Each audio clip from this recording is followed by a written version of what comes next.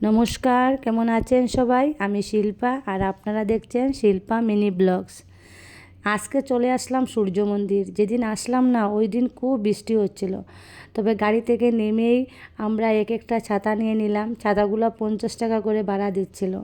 সবাই এক একটা করে ছাতা নিয়ে হাঁটতে শুরু করলাম।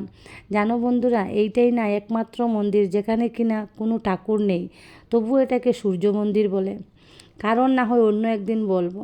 যাই হোক, এদিকে আমি তো সেলফি তোলাতে ব্যস্ত, আর এদিকে বরের হাতে ছাতা আর আমার হাতে বরের জুতা। ভাবতে পারছেন কী এক অবস্থা! ঘুরতে এসেও স্বামী সেবা করতে হবে। এই যে দেখছেন চারিদিকে বাগান, এটা মন্দিরের পিছন দিকটা। মন্দিরের কাজগুলি না এত শুকনোভাবে করা, তা আপনারা কাছ থেকে না দেখলে বুঝতে পারবেন না। মন্দিরের পিছন দিকে একটা ফুলের বাগানও আছে। এদিকে আমার বরমশাই তো সেলফি তোলাতে ব্যস্ত।